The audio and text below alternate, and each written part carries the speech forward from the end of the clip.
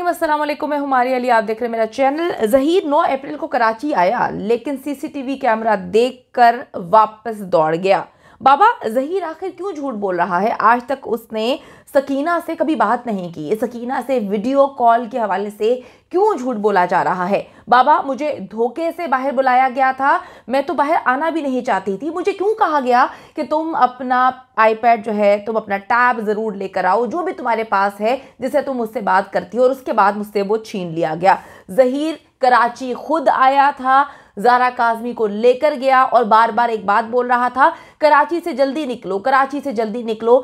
कराची से बाहर निकलने के बाद ही 2 मिनट के लिए गाड़ी रोकी और फिर सब लोगों ने अपनी सीटें तब्दील की। अपना टैब हर हाल में लेकर आना, ये बात कोई 3600 दफ़ा ज़हीर ने मुझे कही।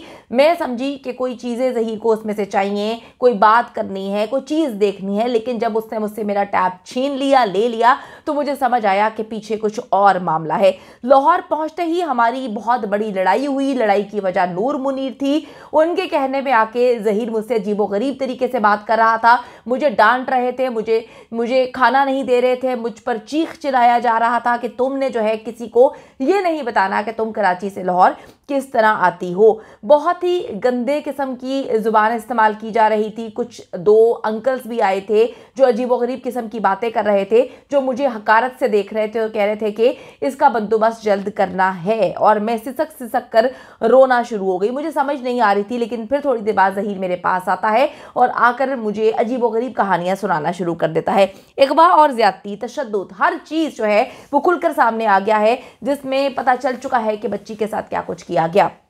वीडियो इस वजह से इम्पॉर्टेंट है ताकि ये जो इस वक्त बैठकर शेरवानियों पर, नूर मुनीर के जो है वो शौहर ना होने पर, और इनके ज़हीर और उसकी पूरी फैमिली के यतीम मस्कीन होने पर और गरीब होने पर कहानियाँ सुना रहे हैं। कितनी अजीब सी बात है कि जिस यूनिवर्सिटी में वो लोग काम करते हैं, अभी तक उनको वहाँ से कोई भी नोटिस नहीं मिला। कितनी अजीब बात है कि जिस यूनिवर्सिटी में वो महीनों महीने छुट्टी पे हैं, उनको तनख्वाहें भी पूरी मिल रही हैं। जहाँ पर एक छुट्टी मिलना बड़ा मुश्किल हो जाता है, उनको क्यों इतना फैसिलिटेट किया जा रहा है? और ये 9 अप्रैल को ज़हीर जब कराची आता है तो क्या मामला होता है, क्यों ये एकदम भागने पर मजबूर हो जाता है? आज की वीडियो में इस पर बात करेंगे।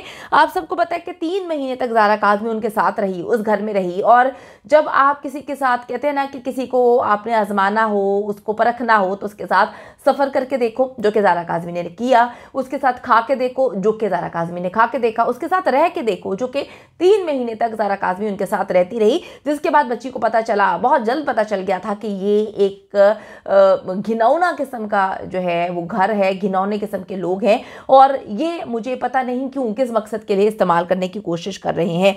3 महीने तक बच्ची वहाँ पे रहती है और उसको मुख्तलिफ चीज़ें, मुख्तलिफ बयानात, मुख्तलिफ इंटरव्यूज़ जो हैं वो रटाए जाते हैं, कहानियाँ सुनाई जाती हैं। उसको कहते हैं कि हम तुम्हें इशारे करेंगे, इशारों के मतलब बताए जाते हैं। बाप के खिलाफ बहुत सारे बयानात दिलवाए गए, माँ पर इल्ज़ामात लगाए गए। ज़ैनुल आबिदीन, जिसकी तो शादी भी किसी और के साथ हो चुकी है या होने वाली है, क्योंकि उसका कोई लेना देना नहीं है, उसको भी बीच में इन्वॉल्व किया गया कि वो ज़ारा काज़मी से शादी करना चाहता था और जायदाद का पता नहीं कोई मामला था। अभी तक उसको साबित नहीं कर पाए कि वो जायदाद कौन सी थी, वो कौन सा प्लॉट या घर था जिसके लिए मेहदी अली काज़मी, जो पिछले 8-9 महीने से अपनी बेटी के लिए लड़ रहा है, उसने अपनी बेटी को कुर्बान करने की उस वक्त जो है वो ठान ली थी। तो कोई भी चीज़ ये साबित नहीं कर पाए। अच्छा जी, बहुत सारी ऐसी चीज़ें हैं जिसमें बच्ची जो है वो सिसकती है। बच्ची ये बताती है, आप लोग बार बार पूछते थे कि जी बच्ची घर से बाहर क्यों निकली, तो बच्ची को धोखे से बुलाया गया था। बच्ची को धोखे से बुलाया गया। बच्ची को जो है, अगर बच्ची तैयारी से जाती तो डेफिनेटली बच्ची अपना साथ अपना सामान लेकर जाती, उसके पास उसके कपड़े होते।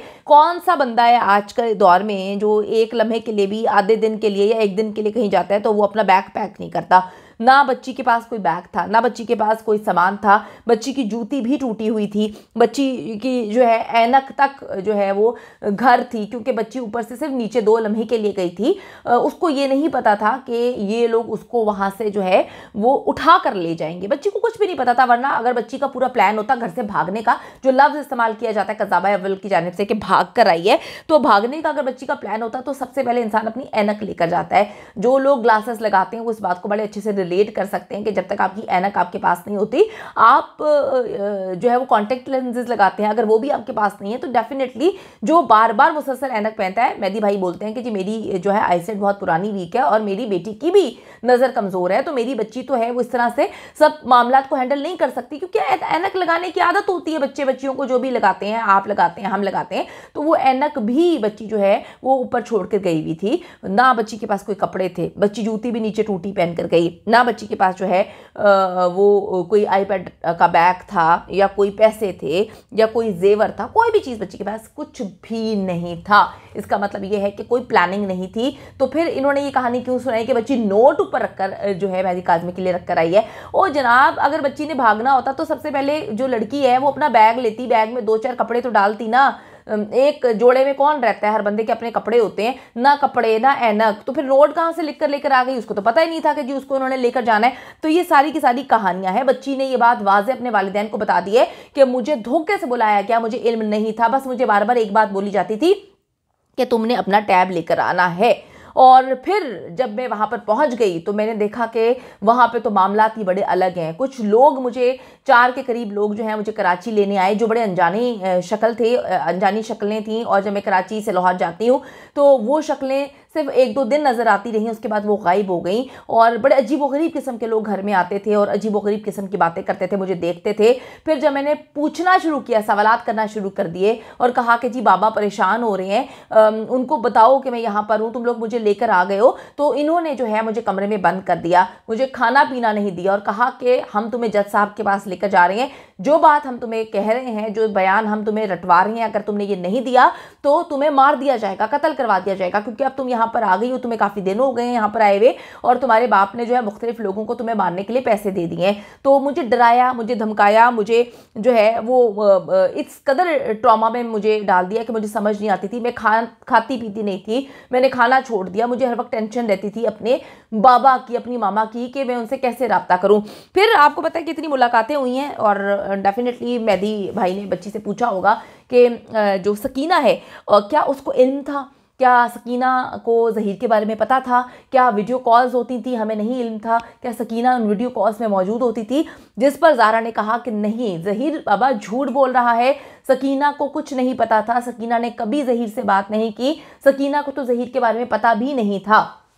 फिर तस्वीरों की कहानी सुनाई कि तस्वीरें कैसे ज़हीर के पास आई। तो वो जो टैब था बच्ची का, जो कि पहले दिन मंगवाया गया और लेकर रख लिया गया था, उस टैब के अंदर से फैमिली फ़ोटोज़ निकाली गई, उस टैब के अंदर से छोटी बहन की तस्वीरें निकाली गई। मैं आपको थोड़ा सा बताती चलो, मेरी मेहदी भाई से इस पर डिटेल्ड बात हुई है और उन्होंने मुझे बताया था कि जो ज़ारा काज़मी है उसकी आदत थी कि वो अपने टैब से सबकी तस्वीरें खींचा करती थी, चाहे किचन में हो, बिल्ली के साथ खेल रहे हो। ये वो बिल्ली थी जो बेचारी फौत हो गई है, जो बेचारी अब दुनिया में नहीं रही, क्योंकि ज़ारा के हाथ से वो खाना खाया करती थी।